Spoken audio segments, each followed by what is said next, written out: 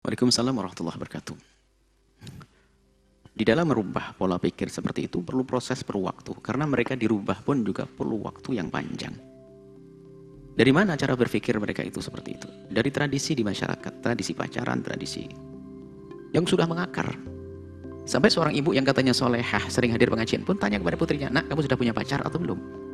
Ini kan sebetulnya kalau dia berpikir cerdas itu adalah pertanyaan yang tidak dibenarkan. Tapi sudah seperti menjadi umum.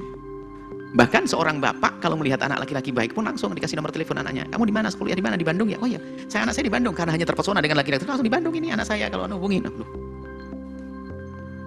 Ya karena kan masalah pendidikan akhlaknya kurang. Dan kurang dengar, kurang dekat dengan baginda Nabi. Kalau Nabi mengajarkan, tujuannya apa sih? Tadi masanya untuk saling tahu, anggap saja bahasa pacaran. Tujuannya akan pengen tahu. Agar tahu. Kalau Naldor melihat wajah tuh 1 menit dengan 10 menit juga tidak sama, tetap berubah. Apakah kalau 10 menit nanti berubah hidungnya mancung begitu kan? Enggak. Matanya tetap saja sama. Kalau Naldor ya sama, enggak akan berubah. Yang perlu diketahui adalah masalah perilaku, akhlak dan seterusnya. Nah, kalau permasalahan kalau wajah, disunnahkan kita melihat wajah. Wajah menampakkan parasnya, kecantikannya atau kedampanannya, kemudian tangan itu bertanya tangannya seperti apa, ya hanya dianjurkan melihat. Dianjurkan. Melihat itu dianjurkan. Tapi kalau untuk masalah perilaku dan akhlak nggak bisa dengan pergaulan, apalagi dalam dunia pacaran itu semuanya adalah ingin menutupi kekurangannya. Jarang mandi pun di saat mau apel mandi dulu dia, pinjem bajunya temen dia, setrikanya licin pinjeman dia, motor pinjeman, duit ngutang dia. Kalau pacaran begitu nggak bisa. Tapi kalau ingin tahu hakikatnya, Nabi mengajarkan, kalau engkau laki-laki ingin tahu hakikatnya perempuan bagaimana, kirim adik perempuanmu, bibikmu, orang yang kau kenali, duduk 3 hari sudah tahu cara tidurnya bagaimana, kebiasaan gimana, ngomong gimana sudah tahu. Ini pendidikan dari Nabi kalau pengen tahu yang sesungguhnya. Jadi ya permasalahannya mereka belum mengerti pendidikan semacam ini, harus kita pahamkan dong.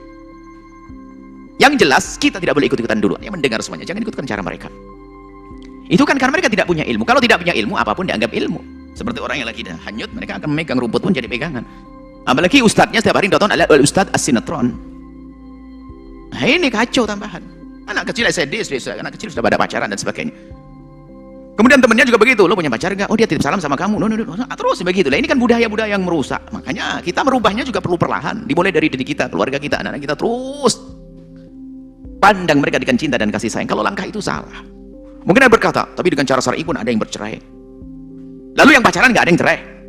Kadang-kadang ini kambing hitam. Kadang-kadang kesalahan dinisbatkan kepada yang baik-baik. Yang pacaran pun ternyata 2 hari berantem. Waktu pacaran asik, 5 tahun pacaran, menikah seminggu cerai, ada kok.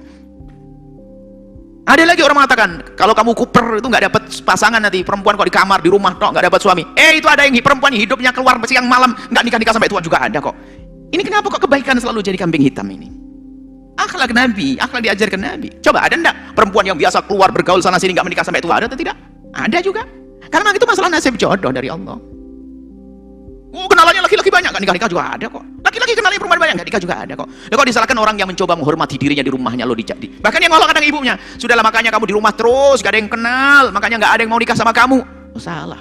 Orang hebat akan mencari orang-orang sembunyi seperti itu. Dia akan dengar, "Oh Pak, ini bulan punya anak di rumah." "Oh, nak keluar, kan keluar." "Yang benar ya, saya boleh lihat wajahnya." "Oh, jarang keluar, sudah tolong." Oh, malah dicari oleh orang baik. Ya kan burung gagak dulu sama burung gagak, nggak burung gagak sama burung merpati jarang nggak akur. Ikan lele sama ikan lele, ya kan begitu grupnya. Yang biasa nggak bener ya biasanya ya akrabnya dengan yang nggak bener kan begitu. Maksudnya apa? Bagus ini pertanyaannya. Bahwasanya kita nggak boleh ikutkan, kita harus membuat merubah. Dan pendidikan dari Nabi sudah sangat istimewa. Bahkan untuk mengetahui kadang-kadang tidak perlu. Karena apa? Sudah tahu. Misalnya ada orang tua yang bijak, dia soleh, ngerti, lalu mengatakan, "Nak, ada laki-laki baik." "Dari mana abah tahu?" "Saya kenal dia sudah lama." "Oh iya, anak tinggal percaya ngabahnya kok." Lain kan mudah, kenapa? Nggak perlu lagi, "Bah, saya mau kenalan dulu." "Oh enggak, kamu nggak bakal dibohongi perempuan." Kalau abah kan bisa manggil dia, kumpul dia, misalnya ketemu dia, kan begitu. Seperti itu. Jadi ada cara baginda Nabi SAW diajarkan kepada umatnya untuk kemuliaan ini. Nah, kemudian juga bukan masalah syari'nya, menjauhkan dari syar'i atau jauh dari syariat itu bukan saja di marhalah ini, marhalah pernikahannya. Pernikahannya resepsi yang nggak kurang-kurang. Alasannya alasan kuno, tapi diperbaharui lagi. Apa itu? Nikahkan cuma sekali, sudahlah, nggak apa-apa. Dari mana nanti? Nikah cuma sekali, nggak apa-apa ya. Nyerempet-nyerempet yang haram, ada yang joget pakai baju setengah badan ya. Nanti tobat setelah itu, enak saja. Ada begitu. Nah sebabnya kadang-kadang apa? Kita ingin punya prinsip, besan tidak punya prinsip, kalah. Belum apa-apa kok nikah kok kalah. Harus saya nikahkan anak laki-laki saya harus ada prinsip. Semuanya resepsinya dengan cara yang syar'i. Kalau tidak, Tidak usah bicara dengan saya. Itu dong. Berani enggak? Saya punya anak perempuan juga sama. Tapi enggak.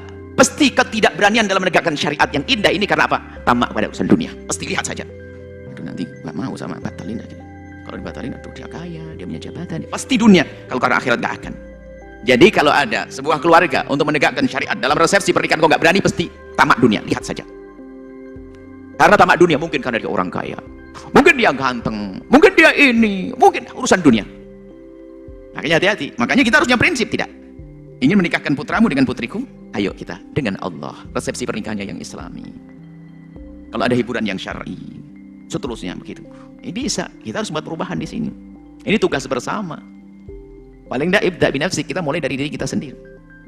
Kemudian dalam dunia pacaran yang banyak adalah korban kebohongan. Kemudian akan meninggalkan kesan yang panjang yang merusak di dalam rumah tangganya. Karena cintanya bersamanya, rupanya hidupnya dengan yang lainnya. Sepanjang hidupnya akan terganggu. Alangkah banyaknya kebodohan orang hidupnya sudah dengan suami yang baik, suami yang secara zahir soleh, ganteng, baik, dengan rezeki yang cukup. Ternyata gara-gara reuni di umur 60, dia menoleh kepada teman lamanya sama-sama kakek dan nenek 60 tahun. Ini ada. Kenapa? Yaitu karena sudah tumbuh cinta yang salah waktu itu. Dan kita juga ingin menghadirkan ilmu-ilmu bercinta yang diajarkan Nabi ya. Tahun ini tidak ada. Biasanya kita adakan di beberapa kampus untuk bagaimana mencintai, bagaimana mencari pasangan, bagaimana menjaga hati, bagaimana itu perlu ilmu yang dihadirkan untuk anak-anak kita. Karena bicara yang paling indah bicara cinta. Kalimat yang paling indah di dunia ini ya cinta. Biarpun yang tidak pernah merasakan cinta menganggap cinta itu indah.